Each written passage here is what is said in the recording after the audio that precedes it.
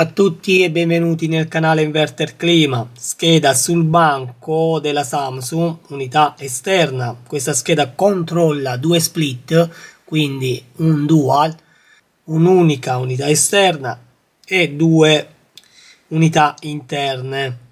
Bene, ho già rimosso l'IPM che andava qui. Questi IPM in corto adesso andremo a fare un test. Per chi già mi segue sa già, o meglio ha già visto più di qualche video come fare il test sull'IPM. Ogni IPM di varie marche, di varie schede possono essere diverse, ma i principi sono sempre quelli, i test sono sempre quelli, quindi consiglio di scaricare sempre il datasheet. Allora andiamo a fare il test su questo IPM e poi andremo a fare un po' di test sulla scheda. Prendiamo il multimetro della Kaiwiz, eccolo qui, perché lo ritengo abbastanza valido per fare i test, costa poco ed è abbastanza affidabile. Mettiamo in prova diodo, dove vedete pin più grandi, questa è la parte di potenza dove viene collegata la 300 volt tra i tre pin negativi e un unico pin positivo. Poi gli altri tre sono le tre fasi del compressore, ma i tre pin che vedete qui, che sono leggermente più piccoli, sono del negativo GND e qui sulla scheda sono collegati tra di loro, sono uniti tra di loro, quindi possiamo notare che c'è continuità, mentre invece quando l'IPM è staccato i tre negativi sono separati. Ogni negativo fa riferimento ad una fase in uscita. Mettendo in prova diodo con il puntale negativo sul primo pin andiamo a fare il test sul primo pin a seguire. Non ci deve essere aggiunzione, quindi ci deve dare l'infinito, non ci deve essere aggiunzione. Questi due pin sono giusti, già da qui si vede che c'è un problema su questi IPM, ma andiamo a scambiare i puntali, mettiamo il positivo sul primo pin e il primo pin a seguire e vediamo che ci dà un corto, guardate un po', mentre qui ci dà un valore, perché all'interno di questi tre pin ci sono dei MOSFET. Ogni MOSFET tra negativo e l'uscita delle tre fasi ci deve dare un'aggiunzione del diodo MOSFET che si trova all'interno. Ecco, guardate, anche qui c'è un problema, solo il pin centrale è ok, il resto ci sta un problema. Purtroppo il Kaiwiz non è come il Fluke che ci dà il bip sulla giunzione diodo, non lo fa, e facciamo un appello a Kaiwiz di farci questa funzione, così lo facciamo vedere a Kaiwiz che ci è utile. In prova diodo possiamo vedere che è in corto, il bip ci aiuta anche a livello sonoro. Qui è aperto completamente il diodo all'interno del MOSFET. Bene, prendiamo quello buono e andiamo a fare dei test con quello nuovo in sostituzione, e sempre con il puntale rosso sul primo piedino negativo, e andiamo a fare il test. Vediamo l'aggiunzione interna. In questo momento andremo a fare tutti i test per questo tipo di IPM, per vedere se l'IPM è efficiente prima di montarlo. Sul positivo mettiamo il puntale negativo e come possiamo vedere abbiamo la giunzione diodo da entrambi le parti. Se scambiamo i puntali non ci deve essere aggiunzione diodo, ed effettivamente è come se stessimo provando un diodo. L'altro test che va fatto, importante, perché faccio vedere GND e VCC, questa è la parte di bassa tensione, qui arrivano massimo 15 volt, e faccio vedere come in corto, guardate un po', 63 ohm,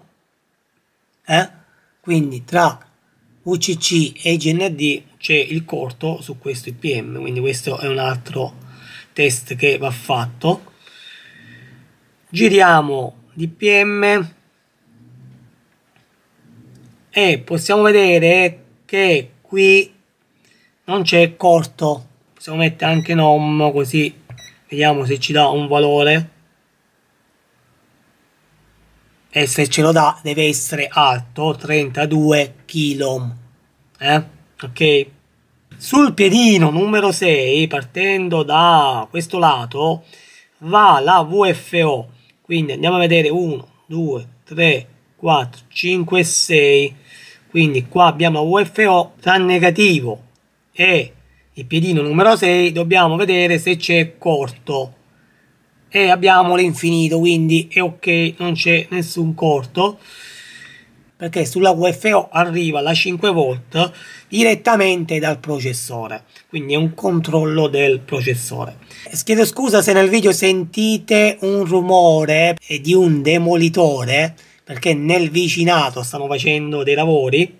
Bene, andiamo avanti, lasciando sempre in test diodo e mettendo il puntale su una delle tre fasi, che sono questi tre piedini, 1, 2, 3, sono tre fasi che fanno girare il compressore.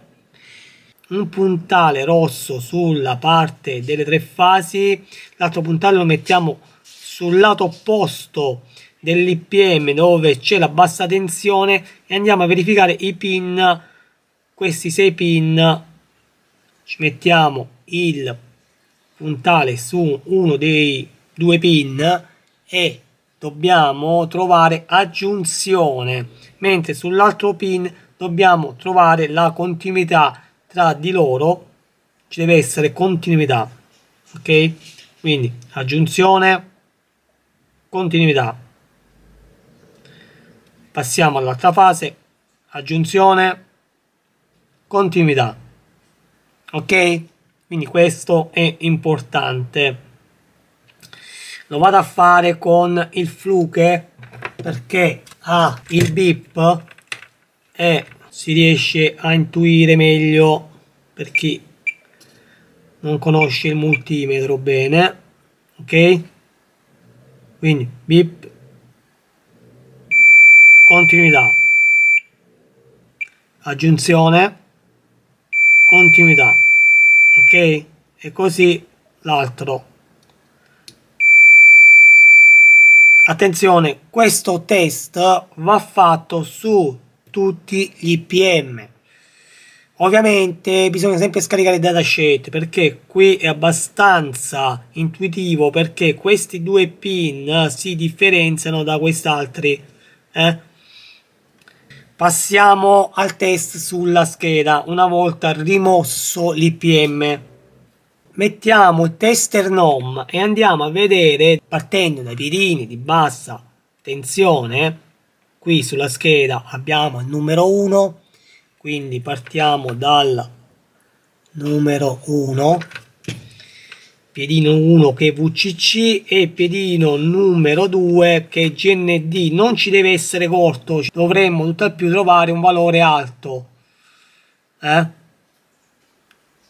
quindi abbiamo un mega ohm, non ci deve essere corto. Sul piedino VFO, piedino numero 6, tra GND e piedino numero 6, quindi abbiamo 1, 2, 3, 4, 5 e 6.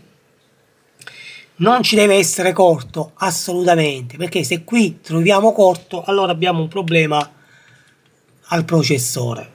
Ricordo che il piedino numero 6 UFO è il controllo dell'IPM, quindi è importante questo piedino. Fatto questo, abbiamo controllato sia la 15 volt che la 5 volt.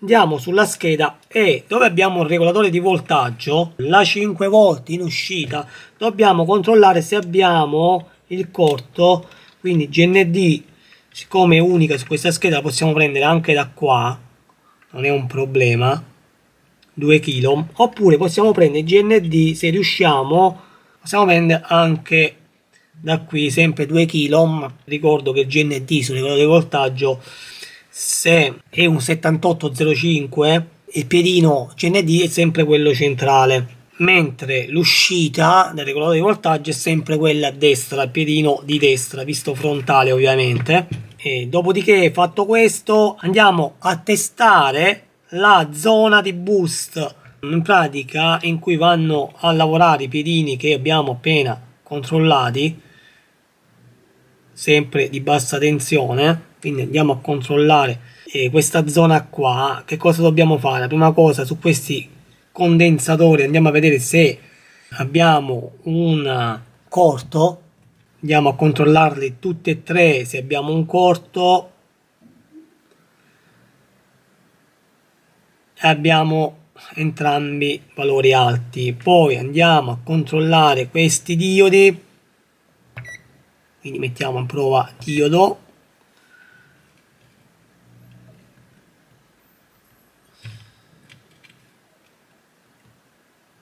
quindi ci dà aggiunzione tutti e tre i diodi, dall'altra parte non ci deve dare aggiunzione, ok, bene. Adesso passiamo al test condensatori, questi tre condensatori, mettiamo il multimetro in test condensatori, sono da 47 microfarad, possiamo vedere qui,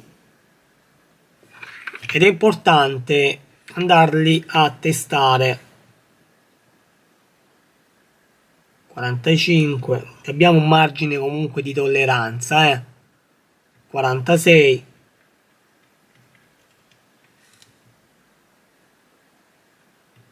45, quindi i condensatori sono ok. Abbiamo visto il test su questa scheda e soprattutto con un multimetro che costa 40 euro siamo riusciti a fare tutti i test per riparare una scheda tranquillamente. È un multimetro che ritengo molto valido, ha molte funzioni, e l'unica cosa che gli manca a confronto al Fluke è sulla continuità del test diodo, che non ha il bip, che a livello sonoro lo ritengo utile, anche se il test si può fare lo stesso, è solo un fattore sonoro. Vi lascio il link sotto in descrizione per chi lo vuole acquistare. Una volta montato l'IPM nuovo, diamo alimentazione alla scheda, andiamo a verificare se qui abbiamo i 300 volt su questi piedini estremi, abbiamo i 300 volt.